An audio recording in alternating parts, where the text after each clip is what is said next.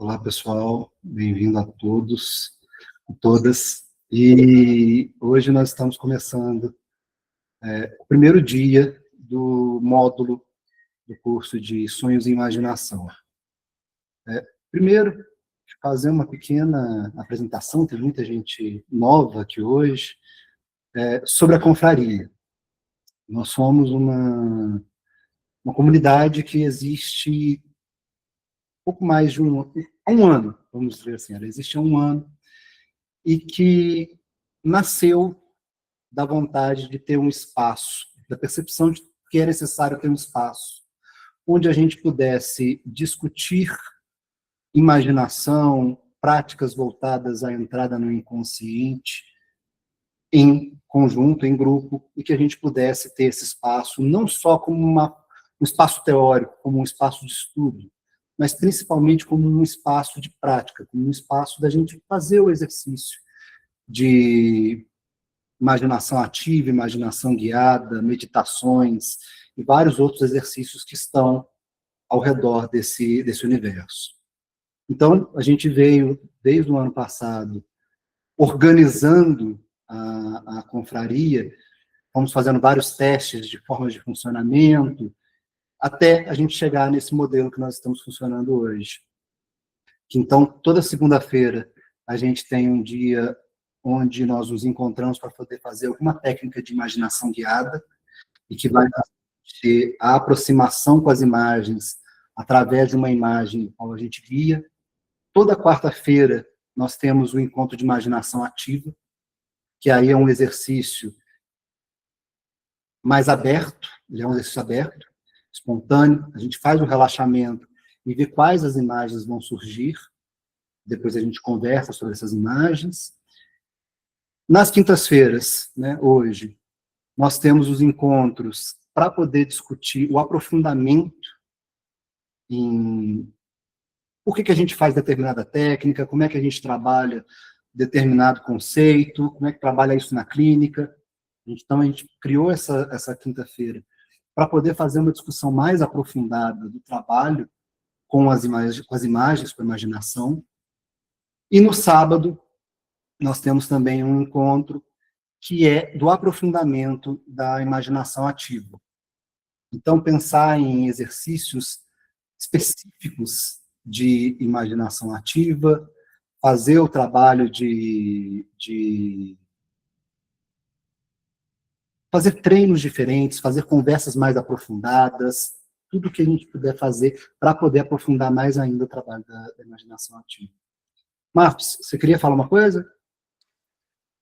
Só rapidinho. Na verdade, eu imagino a oficina do sábado como um laboratório. Faz pouco tempo que a imaginação ativa voltou a ser discutida de forma mais ampla no meio junguiano. E, se formos sinceros, a gente sabe muito pouco, né? Eu queria convidar vocês para participarem dessa oficina, para a gente juntos explorarmos diferentes temas relacionados à imaginação ativa, né? No sábado agora a gente vai começar com a questão de como baixar o nível de censura antes de entrar na imaginação ativa, né? Nós vamos fazer um exercício de imaginação. E um dos projetos que eu quero realizar dentro da oficina é da gente percorrer todo o caminho, desde a imaginação ativa inicial até todo o processamento com um produto final, que pode ser um desenho ou algum produto artístico, entre aspas, né? Alguma coisa concreta que a gente pode colocar no mundo a partir daquela imaginação ativa inicial. Então, todos vocês estão cordialmente convidados a participar. É sábado às 10 da manhã. A duração é 90 minutos.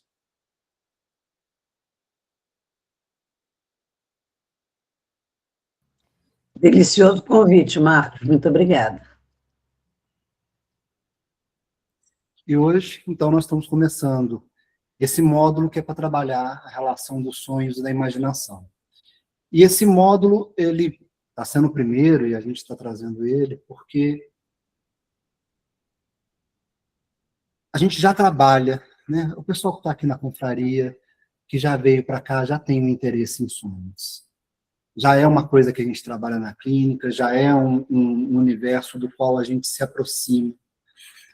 Só que nós também percebemos o quanto que essa aproximação com os sonhos sofre da mesma dificuldade que a imaginação ativa, que a imaginação guiada, que é a gente fazer esse trabalho de entrar em contato com os sonhos, não por uma via de interpretação, não por uma via mais teórica, mas justamente de fazer esse processo de entrar em contato com os sonhos através de um trabalho de vivenciá-los, de estar dentro deles. E aí, por conta disso, né, eu conversei com o Marcos e com o André, falei assim, olha, eu queria fazer essa primeira parte, e estamos aqui, começando hoje. Vou fazer uma pequena apresentação, de mais ou menos como que vai ser o curso, né? Hoje, nós vamos conversar um pouco sobre o sonho como esse portal do inconsciente, e nós vamos falar sobre o que é o sonho, vamos falar um pouco sobre linguagem simbólica versus o pensamento racional, e por que que o inconsciente precisa de imagens, mais do que de outras formas de linguagem, e vamos falar também um pouco sobre a função do sonho, a função compensatória, e o que que isso tem a ver com a imaginação, o que que isso tem a ver com o que a gente trabalha aqui na confraria. No próximo encontro, nós vamos falar um pouco sobre a anatomia dos sonhos. Depois, no outro encontro, sobre amplificação e contexto pessoal, fazer essa distinção e fazer como é que a gente usa isso na clínica. Vamos falar sobre imaginação, no outro encontro, no encontro 4. Imaginação, tanto imaginação ativa quanto as imaginações guiadas. No encontro 5, nós vamos falar sobre sonhos incompletos, interrompidos, recorrentes, sonhos que têm sinal de que existe algo que precisa ser trabalhado, elaborado, completado. Nós vamos falar um pouco sobre isso. No encontro 6, nós vamos falar sobre o diálogo com figuras do inconsciente que aparecem nos sonhos. No 7, nós vamos falar sobre a transformação de pesadelos e conteúdos difíceis. São sonhos que podem gerar algum espanto, algum sofrimento, medo. Como é que a gente faz para poder trabalhar um pouco isso e pensar a função também desses sonhos. Pensar sobre séries de sonhos e a narrativa que o inconsciente está contando. Também vamos falar sobre isso. No encontro 9, trabalhar, aí nós vamos entrar diretamente na questão de trabalhar com os sonhos e a imaginação dentro das sessões. Então, pensar quais são os mecanismos que a gente pode usar, pensar nos limites disso, estratégias que a gente pode utilizar com o cliente, todo esse universo. No encontro 11, nós vamos falar sobre a relação da imaginação, dos sonhos e do corpo. Então, técnicas de relaxamento, de transe, de outras coisas, para poder aprofundar o trabalho com as imagens e essa relação. E no encontro 12, nós vamos ter uma conversa onde nós vamos recapitular o que nós viemos trabalhando e também pensar um pouco como é que a gente pode desenvolver isso na prática, criando um hábito, desenvolvendo um trabalho contínuo, porque, como a gente já sabe sobre o trabalho com imaginação, o trabalho com sonhos, ele funciona quando a gente pratica, quando a gente leva para o dia a dia. E por isso mesmo a gente tem que fazer isso, mesmo fora do trabalho que a gente está fazendo aqui no curso, como é que a gente vai levar isso para a clínica e fazer que funcione no nosso dia a dia. Os encontros, eles vão ser teóricos e práticos. Hoje, ele vai ser mais teórico, porque eu vou estar entrando um pouco mais na conceituação, mas ele vai ter sempre um pouco dessa característica de ter uma parte que a gente vai ter uma prática, além da discussão que a gente vai fazendo.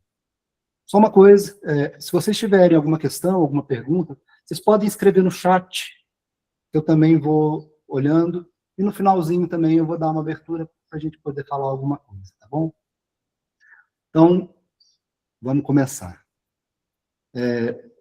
Acredito que todo mundo aqui já deve ter tido um sonho em que você acorda e você percebe que ele foi importante, ele foi interessante, ele trouxe algo de rico, mas que a gente não consegue exatamente traduzir em palavras. A gente não consegue interpretar, a gente não consegue dizer exatamente o que é que isso está falando, está trazendo ali. E quando a gente entra em contato com um sonho que traz para a gente essa impressão, a gente está falando sobre a função e a linguagem do sonho. Quando a gente pensa o sonho pelo mecanismo, pela forma de pensar da psicanálise, que é talvez a mais famosa e a mais utilizada nas clínicas, e que as pessoas mais conversam sobre pensar o sonho, a gente pensa no sonho como um processo de significado. O sonho, ele tem ali uma imagem que vai ser traduzida. E a nossa função, enquanto terapeutas, seria, então, pegar esse sonho, interpretá-lo e traduzir o significado da imagem que está ali para um significado psicológico. Explicando mais ou menos. A gente tem, então, um sonho, sei lá, com um gato, e eu traduziria a imagem do gato como um movimento fugidio, um ato de liberdade, ou coisas assim. Então, eu faria uma tradução dessa imagem. O gato significa isso. E isso acontece porque o Freud entendia o sonho um tanto como um disfarce. Ele entendia a linguagem do sonho como um processo de disfarce. O sonho é falado da maneira que é falado, é apresentado da maneira que é apresentado, porque ele traz conteúdos desconfortáveis para a consciência, e esses conteúdos desconfortáveis que ele traz para a consciência, para que a gente não acorde, para que a gente não seja, não sofra um choque muito grande com o sonho, nós sonhamos em linguagem cifrada. E aí a gente iria traduzindo e entendendo essa linguagem cifrada. A via que nós trabalhamos não é exclusivamente a via junguiana, mas tem uma influência muito, muito forte da visão do Jung, que é entender o sonho como uma revelação, não como uma camuflagem. O sonho, ele está dizendo o que ele está dizendo, só que ele está dizendo numa linguagem que não é a linguagem da consciência. E ao sonho dizer a linguagem, revelar uma informação, sem usar uma linguagem racional, ele faz isso porque esta é a linguagem do inconsciente. O inconsciente trabalha de forma simbólica. Eu vou falar um pouco mais sobre isso, mas trazendo nesse sentido. Então, o sonho, ele não precisa de uma tradução. Ele precisa de ser compreendido e vivenciado. Então, de alguma forma, eu estou tentando entender qual é o contexto, qual é o sentido, o que está acontecendo ali no sonho. Eu estou tentando fazer, sim, um entendimento dele. Mas eu não estou tentando traduzir ele numa relação de signo. Isso significa aquilo. A imagem do sonho já é a coisa mais direta que o inconsciente está dizendo. É direta o bastante no sentido de que você está vivenciando a imagem. Porque o inconsciente ele está muito menos interessado em fazer uma linguagem, um jogo de decifragem, ele está muito mais interessado em fazer com que a gente vivencie aquele universo, que a gente vivencie aquela condição, para que a gente tenha isso como uma imersão nas ideias, nos conceitos que o sonho está trazendo. Então, dando mais um exemplo. Quando a gente sonha com uma cobra, a cobra não é um signo, um código para outra coisa. A cobra é ela mesma. Ela é o que ela está mobilizando na gente. Ela é o que ela está significando na gente. Ela é o que ela está evocando emocionalmente, fisicamente. Ela é o que ela está fazendo a gente sentir na relação com ela. Então não há uma necessidade de tradução para outra, para uma linguagem racional, mas justamente uma relação com a imagem em si e os pensamentos que estão ali colocados. Então essa diferença entre essas duas concepções é fundamental para a gente poder começar a pensar essa função do sonho no qual a gente trabalha a imaginação.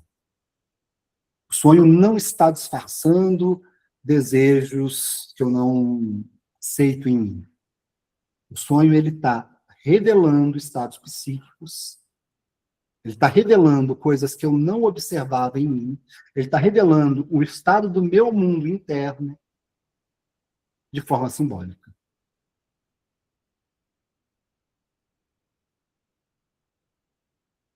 Então, quando a gente está falando sobre isso, né, essa linguagem simbólica, né, e por que ela aparece dentro dos sonhos, é importante a gente fazer a distinção entre o pensamento da consciência e o pensamento do inconsciente, um pensamento racional e um pensamento simbólico. A função da consciência é justamente delimitar. Então, quando a gente pensa em consciência, nós estamos falando de delimitar um estado de observação, um estado de foco. Então, eu estou consciente, eu delimito um formato para eu conseguir dar conta daquele conteúdo para onde a minha consciência vai se direcionar. Então, a consciência, ela opera por um corte. Ela vai dizer, isso sim, isto agora não. Eu vou focar aqui, eu não preciso focar lá. Então, a consciência, ela vai fazer esse trabalho de fazer essa distinção. Já o inconsciente, ele não age dessa maneira. Ele não opera por conceitos racionais. Ele não opera por categorias separadas. Ele opera por imagens. Ele opera por condensação. Ele opera pela simultaneidade. Ele faz o contrário da consciência. Ele está ali e ele age com a mistura. Ele age com o que está junto, com o que está sobreposto, com o que não necessariamente se separa. O inconsciente, ele mistura. E ele permite essa existência, essa coexistência, inclusive de coisas que são contraditórias. Então, num sonho, por exemplo, você pode estar em 2 lugares ao mesmo tempo. Uma pessoa pode ser 2 pessoas, ora uma, ora outra, ou ao mesmo tempo. Essa impressão também é estranha na relação do sonho. E o tempo também não é linear. Existem algumas teorias, algumas ideias para se pensar o sonho, de que, na verdade, o sonho ele é como um emblema alquímico. Vocês olham aquelas imagens, né, os emblemas da alquimia, e está tudo acontecendo ao mesmo tempo. Tem uma coisa acontecendo lá atrás, uma coisa acontecendo aqui na frente, e aquilo lá tem uma relação ao mesmo tempo temporal, mas está tudo acontecendo na imagem ao mesmo tempo. Existem algumas teorias que o sonho ele seria mais ou menos isso. Você tem uma imagem, e essa imagem você olha ela em bloco, de uma vez só. Quando a gente acorda, é que a gente começa a tentar contar uma história com uma cronologia. Aconteceu isso, aconteceu aquilo, porque nós pensamos conscientemente da forma cronológica, de uma coisa após a outra, uma relação temporal dessa maneira. Mas que o sonho não tem isso. E é por isso que a gente se sente confuso. Eu não sei o que aconteceu, eu não sei se foi isso, eu não sei se foi aquilo, que seria para a gente, então, uma dificuldade de fazer essa distinção. Então, o sonho, para poder trabalhar, né, essa fala do inconsciente, para poder trabalhar nesse elemento, como eu estava dizendo, ele não usa o signo, ele usa o símbolo. Porque o signo, ele vai ter uma relação meio fixa. Eu olho para uma placa de trânsito e eu tenho que saber o que aquilo ali significa. Porque se explodir as possibilidades que aquela placa me significa, eu bato o carro. Eu olho para a placa, pare, pare. Eu olho para a placa, diz cuidado, não vire, não vire. Sim, é direto essa relação. E essa relação ela é direta porque ela é uma relação de signo. Isso significa isso. O símbolo, ele já tem uma relação diferente. Ele é multifacetado, ele pode ser inesgotável. Então, assim, quantas vezes você olhar para um símbolo, você vai poder encontrar novas possibilidades ali dentro dele, porque ele está simbolizando e ele é aberto ao tempo, à nossa relação, aos sentidos que estão ali presentes, a forma como se interage com ele. E isso acontece também porque ele está vivo. Ele não é estático. Ele se mostra como uma figura, como uma ideia tridimensional. Se eu olhar por um lado, eu vejo facetas, se eu olhar por outro, eu vejo outras e por aí vai. Então, quando a gente pensa, por exemplo, um sonho comum, né? Um sonho com água. Assim, a água não significa uma coisa só. Como eu usei a palavra um pouco antes, a água evoca. E ela evoca um universo de coisas. Ela evoca vida, ela evoca no sentido de que ela nos hidrata, ela evoca fertilidade, ela evoca profundidade, ela evoca perigo, se a gente pensar no tsunami, ela evoca coisas. E essa possibilidade que a água tem ali vai se multiplicando e se possibilitando. E a gente lida com isso. Quando a gente lida com um sonho, por exemplo, né, a gente está fazendo uma amplificação, né, dos sonhos, a gente tem que sempre lembrar que a gente faz um movimento duplo. Né? Então, a gente tem que olhar para o sonho e amplificar bastante, mas depois a gente tem que delimitar um pouquinho para a gente poder olhar. Porque é isso, ele pode ir ao infinito. E para uma questão da gente trabalhar, a gente tem que dar um pouco de limite, sem limitar demais. Então, o inconsciente ele usa símbolos, né, e o sonho apresenta esses símbolos, porque certos conteúdos não cabem em conceitos. Então, determinados conteúdos, determinados conceitos são muito complexos.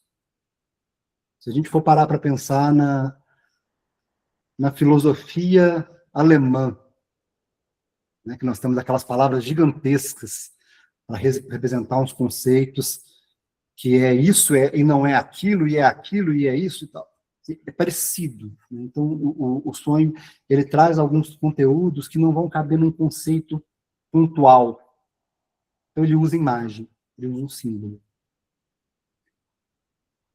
Emoções complexas, conflitos não resolvidos, potenciais não desenvolvidos, nada disso que tem um nome direito, então aparece como imagem. Então, vamos pensar, por exemplo, nessa questão do conceito que não é fácil de descrever, e vamos pensar nessa coisa das emoções complexas e um conflito que não está bem resolvido.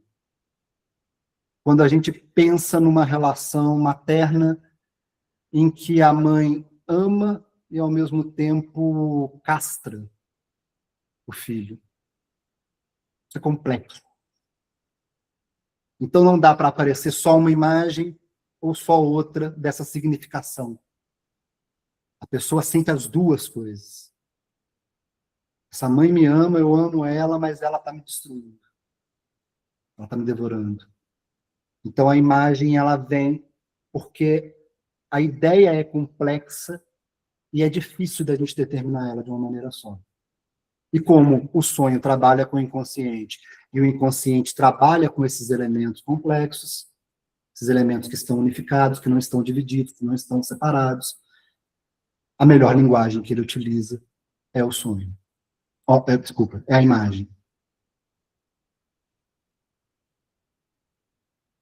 Então, se a gente quer trabalhar o sonho e a gente quer entendê-lo de forma a transformar a vida de uma pessoa, seja a nossa ou dos nossos clientes, a gente tem que entender que a gente tem que entrar, a gente tem que atravessar o sonho como um espaço tridimensional e não como um espaço chapado no qual eu vou pegar e vou fazer uma tradução de significado. Então, por que também que o inconsciente precisa de imagens e por que ele fala em imagens? Por que o sonho também age na questão da imagem? Primeira coisa é que a imagem ela é uma linguagem mais antiga do que a palavra. Tanto em questão de espécie, quanto em questão individual, da história individual. Se a gente for pensar, né, vamos dar o exemplo de uma criança. Então, a gente vai ver uma criança, antes dela conseguir falar, ela aponta. Ela está mostrando uma imagem. Quero água. Copo d'água, ela aponta. Ela faz isso porque ela está ali, de alguma maneira, criando essa relação do que ela vê e começa a determinar as imagens do que ela está trazendo. Quando a gente pega isso no campo da civilização, né, da espécie humana, a gente vai poder ver isso, por exemplo, nas pinturas, na arte rupestre. Então a gente vai ver ali que são pintadas imagens, são pintadas cenas, são pintadas as histórias, a linguagem que está sendo ali é uma linguagem mostrada através de uma cena, através de uma pintura, e aquilo está contando uma história. E aquilo ali está contando uma história e, ao mesmo tempo, está produzindo uma ritualística. Porque a imagem e a realidade são muito próximas. E o inconsciente, ele fala essa língua. Mesmo que a gente tenha produzido todo um vocabulário complexo e tal, e que é importante, não estou dizendo que nada disso seja importante, é importante que a gente aprenda a nossa língua, saiba falar, tenha conversas racionais e tudo mais, mas ainda assim, o inconsciente ele vai preferir essa linguagem, que é a linguagem primordial humana, como forma de manter esse diálogo com a gente.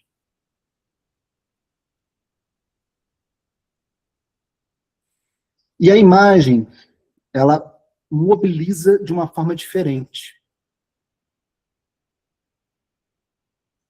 Enquanto o conceito ele vai atingir o que é intelectual, então eu vou e conceituo o que eu estou fazendo agora, né? Se eu estou conceituando.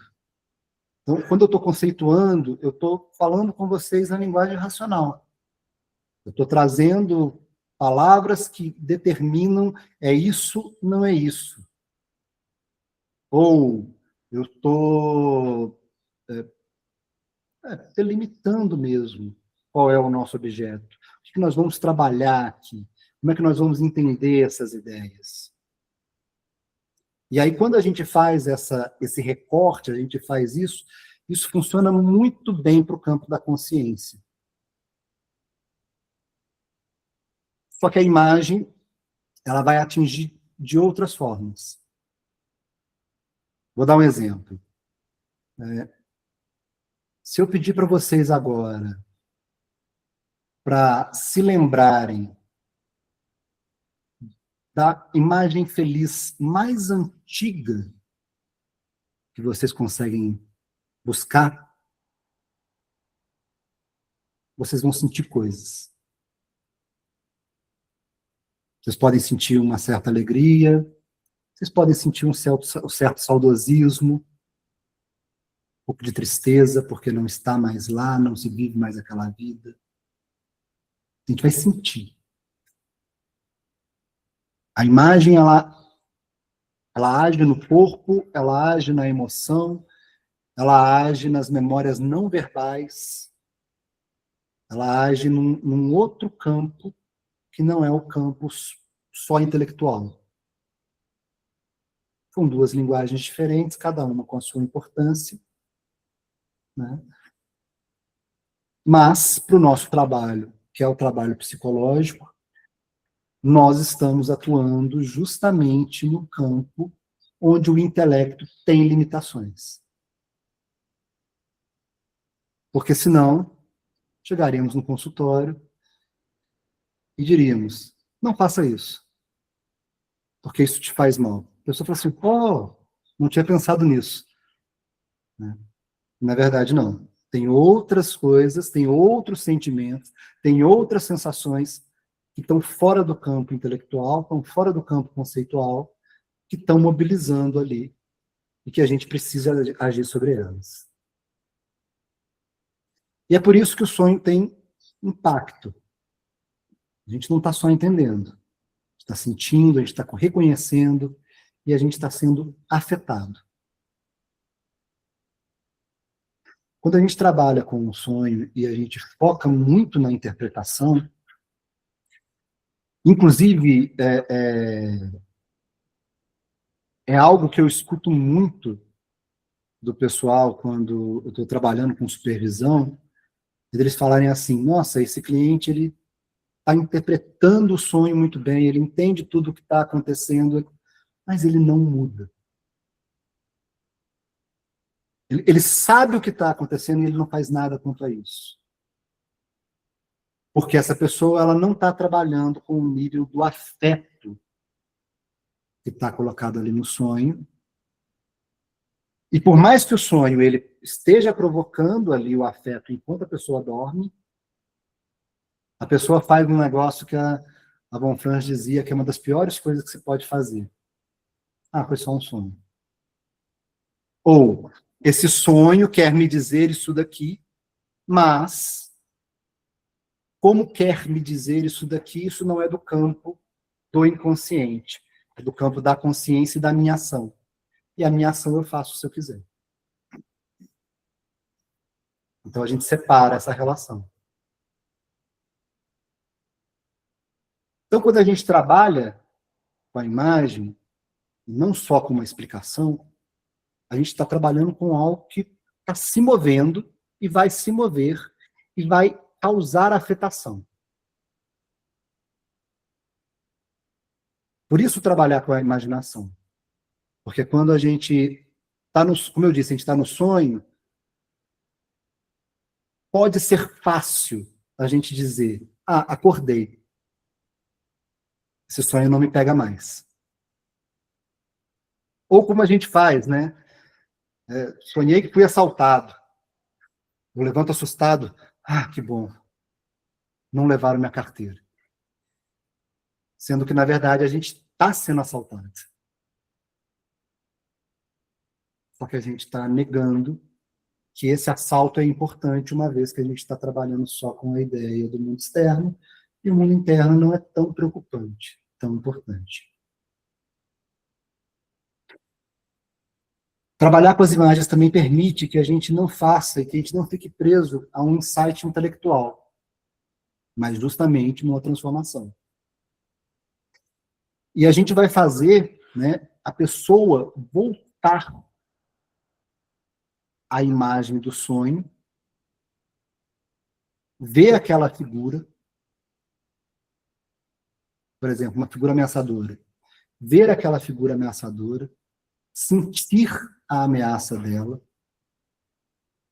vivenciar o que está ali colocado, e isso é uma diferença entre, né, a gente só fazer um entendimento e, na verdade, né, nesse movimento, a gente fazer uma relação, entrar em contato com a transformação que está ali presente.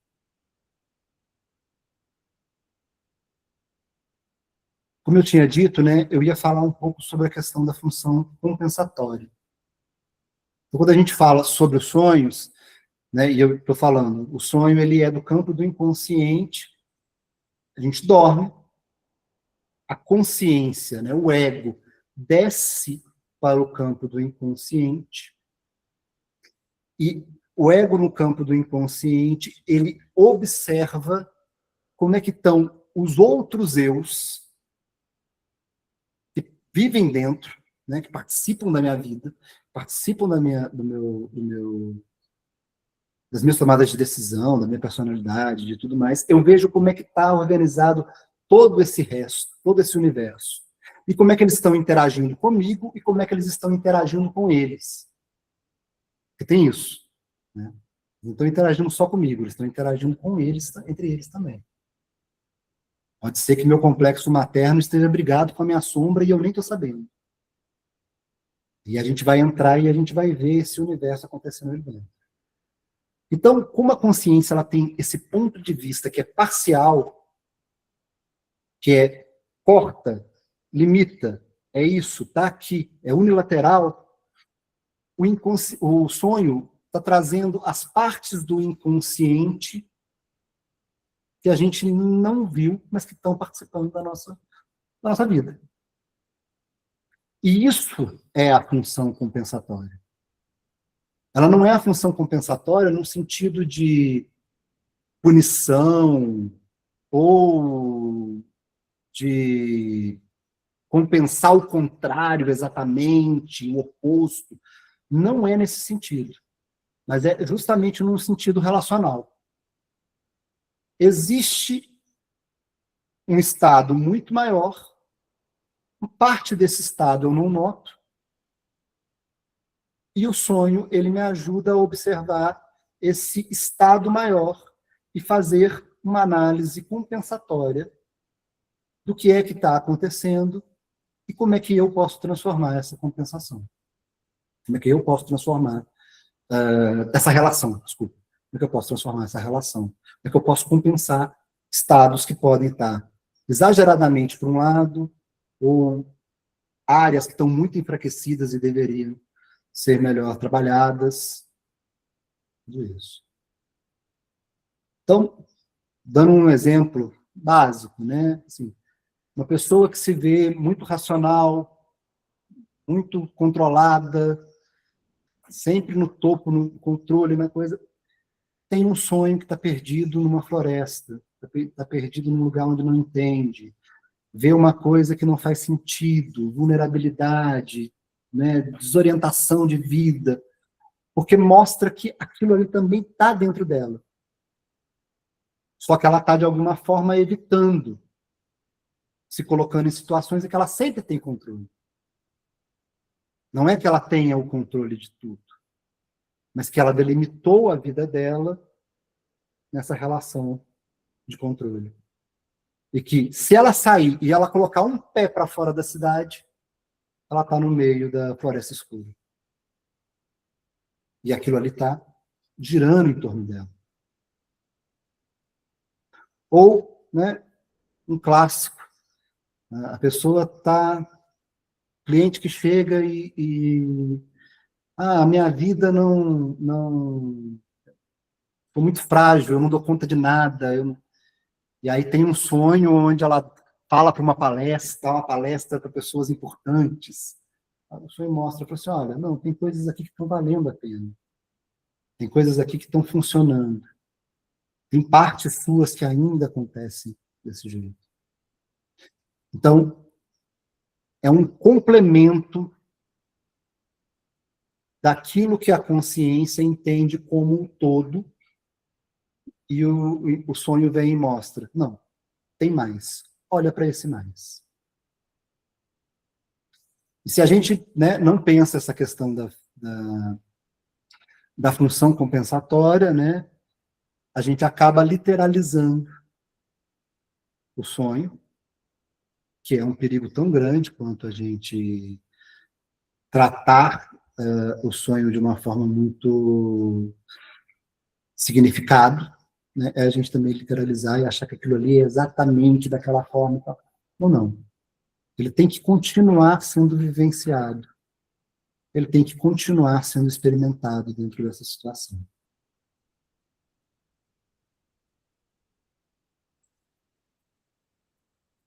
A Karina tinha falado aqui, deixa eu só ver o que ela falou. Geralmente eu pergunto ao paciente qual foi a imagem mais viva, ou seja, qual imagem evocou mais sentimento, pois é necessário fazer um recorte do sonho como um todo. Através da imagem viva, vamos em busca do símbolo que efetivamente representa individualmente para aquele paciente. Sim. No próximo encontro, eu vou falar um pouco sobre o formato do sonho, né? Então nós vamos trabalhar um pouco essa coisa de como é que a gente olha, para onde a gente olha, o que a gente vê que é mais importante, o que vamos fazer um pouco mais sobre isso também. Para a gente poder encerrar hoje, eu quero trazer uma coisa que é do campo da forma como a gente conta ou anota os sonhos. Para a gente poder ter a melhor experiência de manter o sonho vivo, é interessante que a gente trabalhe o sonho como uma história viva. E como é que é essa coisa da gente manter o sonho como uma história viva? Tem alguns mecanismos que são importantes na forma que a gente vai registrar ou contar o sonho.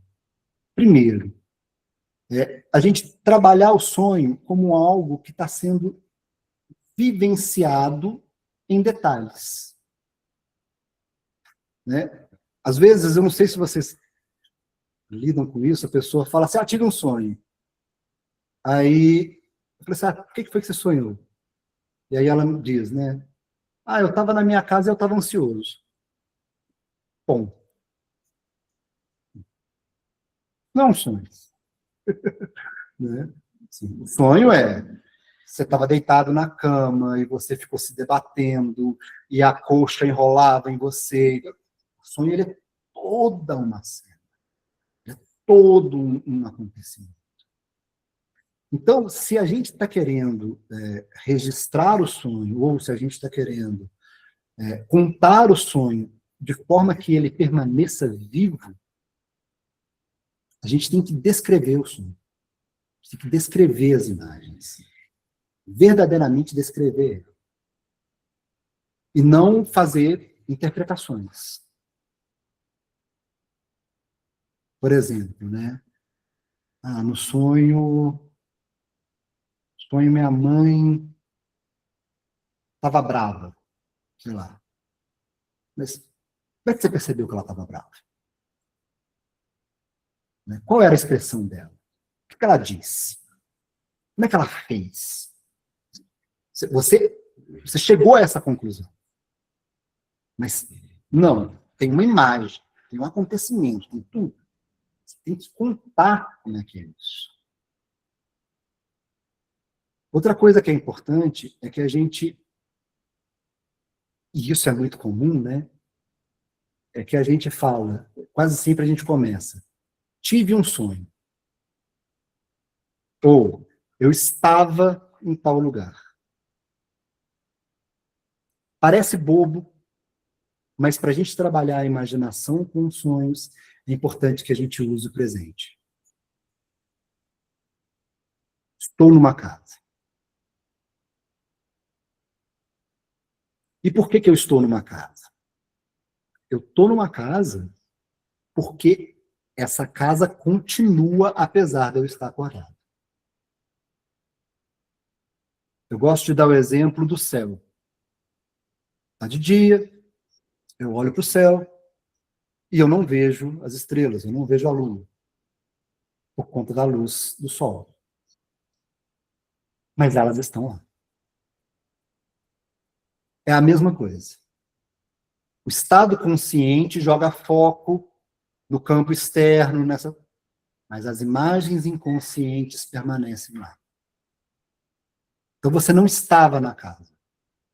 Você não estava fugindo de um cachorro. Você continua. Por isso é importante que a gente use o presente. Que ele continua vivo até a hora que a gente mudar aquela situação. Importante a gente incluir todos os materiais sensoriais que a gente puder colocar no sonho. Porque o sonho tem cheiro, gosto, som. Né? Quem nunca sonhou que estava comendo uma coisa gostosa no sonho e sentiu o gosto? Então, o sonho ele tem tudo isso. E é importante que a gente entre também nessas sensações, porque elas vão ajudar a gente a trabalhar a imaginação e porque faz com que o sonho seja mais próximo do que ele realmente é. E não como uma sombra do poder e da energia que ele tem.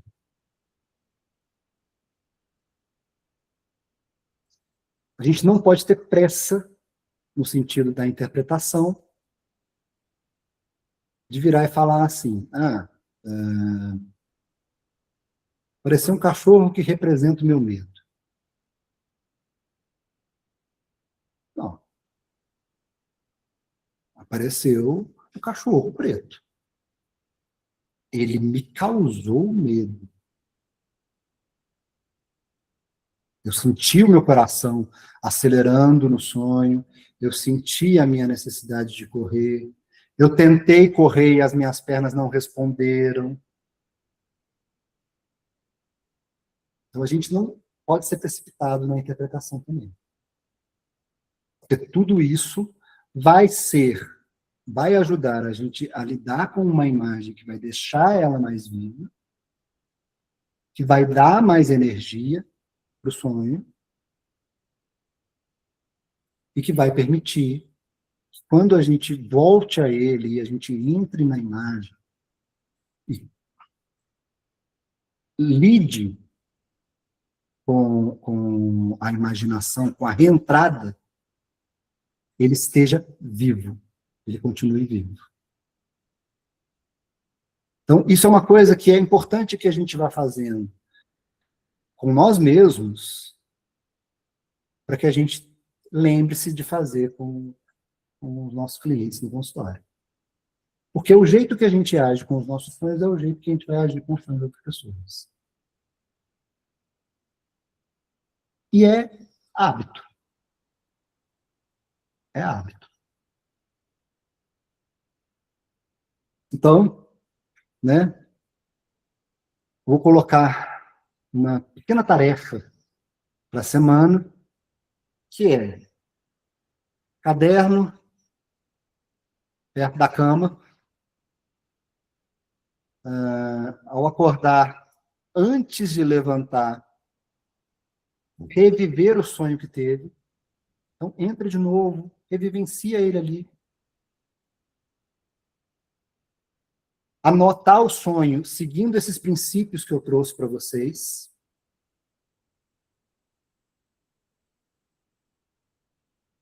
Se não lembrar de nada, pelo menos anota. Não tive sonhos hoje, não lembrei do meu sonho hoje, porque isso cria o hábito de continuar fazendo essa busca. E não interprete. Né? Segura a coceira de psicólogo, de terapeuta, e não interpretem exatamente esses sonhos. Né? E, né, é isso, sim, como proposta, porque a gente vai usar sonhos aqui no consultório, nas aulas. E aí eu quero abrir para vocês, se tem alguma pergunta, se tem alguma coisa que queira falar, vou abrir uns 10 minutinhos para a gente poder ter uma conversa. Se tem alguma crítica? Quem quiser, é só levantar a mão aqui que...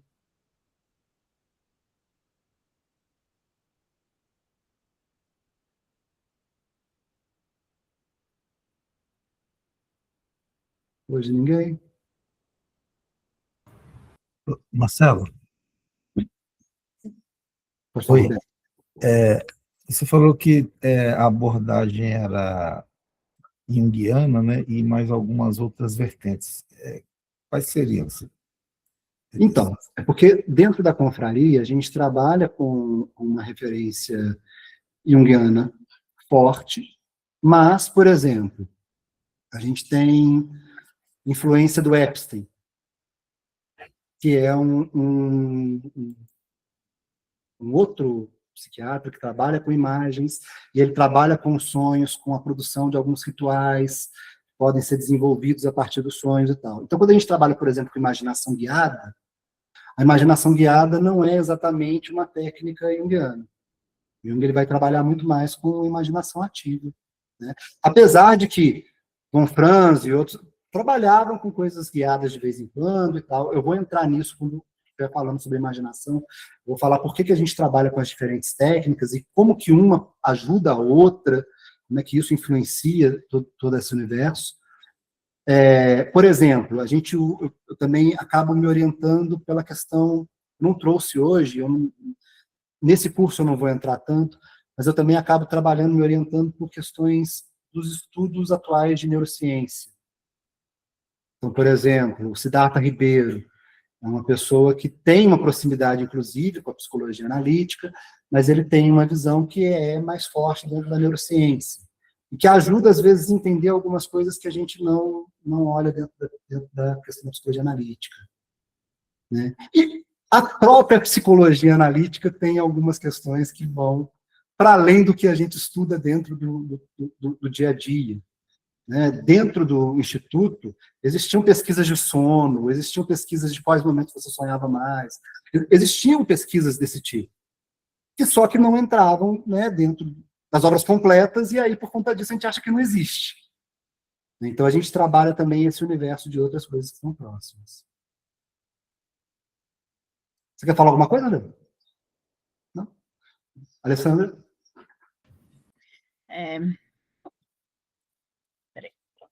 Na verdade, era só um comentário que eu queria fazer, que às vezes na clínica o que eu acho mais difícil para começar o trabalho com sonhos, que nem você disse que as pessoas não levam a sério, é que elas tragam os sonhos, né? Assim, primeiro elas precisam, parece que ser convencidas de que aquilo não é uma coisa irrelevante ou, sei lá, mística, ou da sua cabeça, ou elas comparam com outras coisas que para elas não têm importância, vamos dizer, que é como se fosse um mero misticismo ou uma ideia, né? Uhum.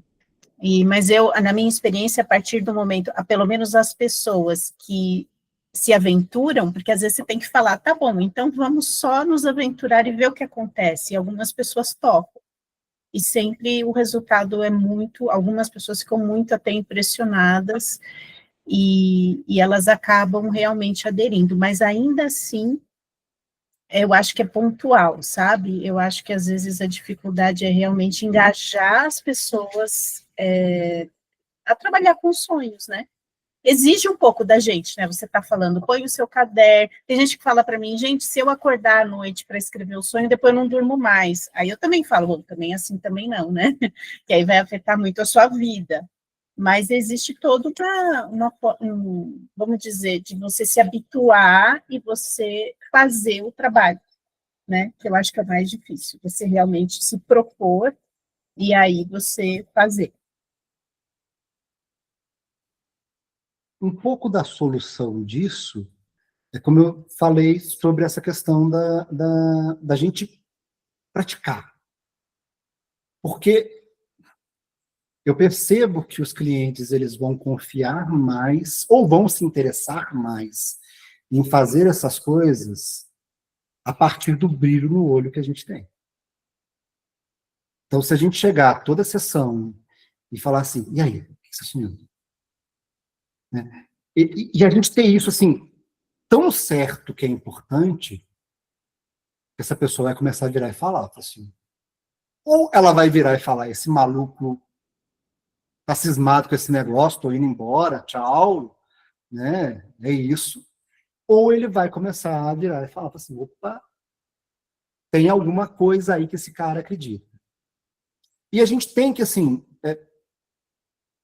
falar sobre o inconsciente, né? E quando a gente trabalha a imaginação, eu acho que isso faz uma distinção muito grande, é porque a gente começa realmente a sentir, a gente começa a perceber realmente o drama que a gente está lidando. Porque é isso, né? Assim, eu tenho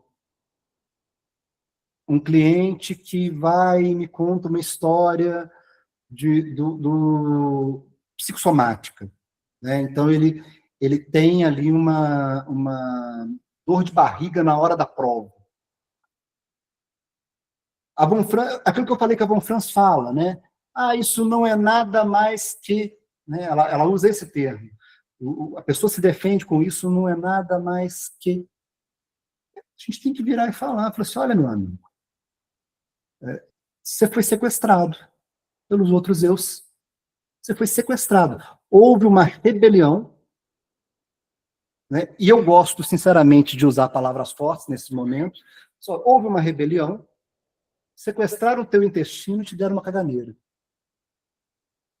Você vai deixar isso acontecer? Você vai permitir que isso continue? Isso é do campo da imagem. Não, você teve uma crise psicossomática que pode ser e tal. Não, cara, você foi sequestrado, você sofreu.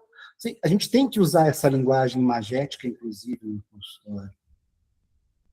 E a gente vai se acostumando com essa linguagem imagética quando a gente começa também a ter essas percepções na gente. A cada dia que a gente olha para o sonho, a cada dia que a gente olha para as imagens de imaginação ativa, cada dia que a gente entra em contato através das imaginações guiadas com partes nossas, mais a gente vai criando um vocabulário imagético. O grande problema é que a gente está...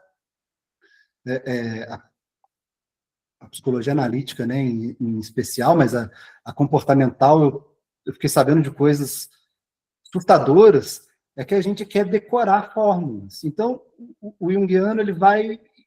Eu vou decorar todos os mitos do mundo e eu vou chegar para a pessoa e falar assim, olha aqui o Minotauro. Mino quem?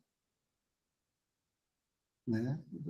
Porque o sonho não aparece exatamente com essa imagem, a não ser que a pessoa goste disso. Ou que ela tenha ali uma ligação com essa coisa. Então, a psicologia analítica, a gente fica preso com essa coisa da imagem, que é uma imagem externa, que a gente leu e que a gente decorou e fica falando. Mas quais são as imagens internas? Quais são os vocabulários de imagem interna que a gente tem? No caso da comportamental, eles têm livro, eles compram um livro com metáforas. Sim, claro, os mitos, as metáforas ajudam a gente a se familiarizar. Não estou dizendo que não seja.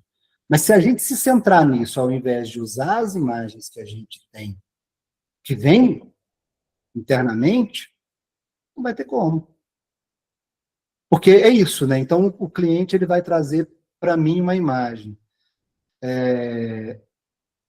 Eu sonhei que eu estava na escola de novo.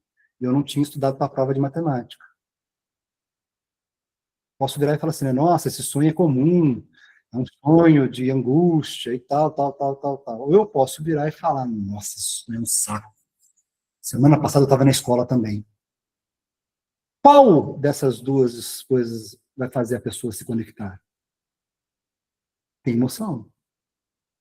Da pessoa que vivenciou. Então, a gente tem que vivenciar para que essa relação crie a emoção de conexão, de afeto. Miriam. Eu gostei muito dessa questão, Marcelo, do afeto, porque às vezes a pessoa chega para mim e fala, eu fui no analista antes junguiana, você é junguiana? Eu fui, e aí ele falou que eu estava tendo um sonho e eu era Prometeu, eu não sei nem quem é Prometeu.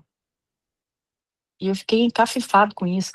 Aí eu acho que é isso, né? Essa questão da gente também falar junto com o cliente, né?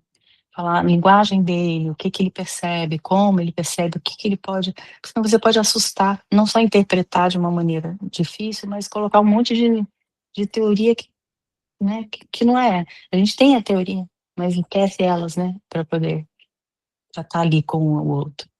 Interessante isso. A gente tem, né, pessoas que se especializam em dar nome, né? Ah, aqui está a sombra. Ah, aqui está a ânima. Ah, aqui está o seu Chiron, né? O seu ferido arquetípico e tal. Assim, não, assim, olha, essa ferida aqui está aberta. Olha para essa ferida que está aberta, né? Dói, né? Assim, essa mulher aqui vai te devorar, cara. Olha para o fato de que ela vai te devorar. E para a gente poder, como eu estou falando, para a gente poder ter esse senso de urgência na outra pessoa, a gente tem que também estar sentindo esse senso de urgência dentro da gente. É relacional. Eu sei que é sério, porque eu sei que é sério em mim. Porque se a gente vê uma pessoa na rua que está andando meio dispersa, no meio dos carros, a gente vai sair, vai pegar a pessoa e falar assim, opa, peraí, você está para poder ser atropelado. Agora, se a gente não está fazendo isso nos sonhos, sendo terapeutas, né, se a gente não está fazendo isso nas imagens, sendo terapeutas, é porque a gente, de alguma forma, também não está levando a sério o inconsciente. E muito provavelmente a gente não está levando tão a sério o inconsciente porque a gente não está levando a sério o nosso inconsciente. Levando em consideração que ele é objetivo, ele não é só subjetivo. Então, quando eu levo a sério o inconsciente ou não levo a sério o inconsciente, não é só que eu estou levando a sério o meu inconsciente, o da pessoa, ou vice-versa. Não, porque eu não levo a sério aquela realidade. Então a gente tem que se aproximar. Quando a gente se aproximar e a gente levar a sério, a gente leva a sério tudo.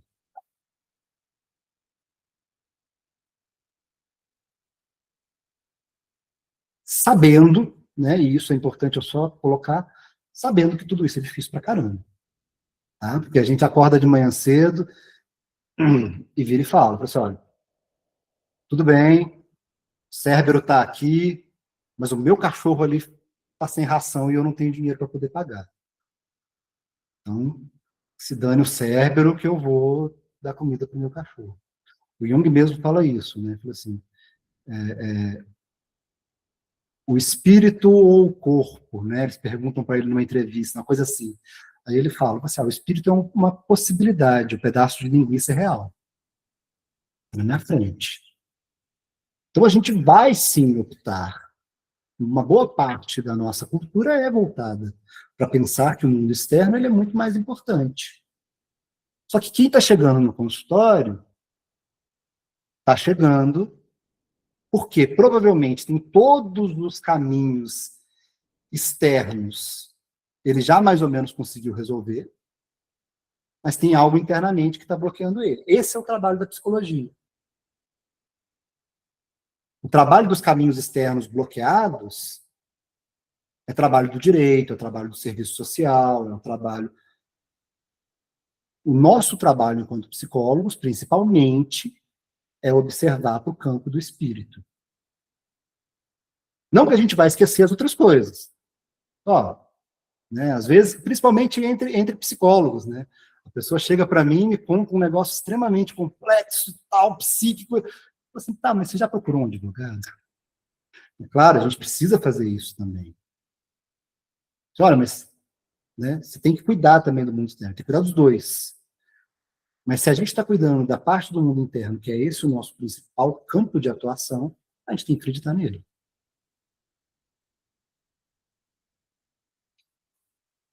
Pessoal, nós vamos ter que encerrar agora. Passou uns minutos e eu entro em atendimento daqui a pouquinho.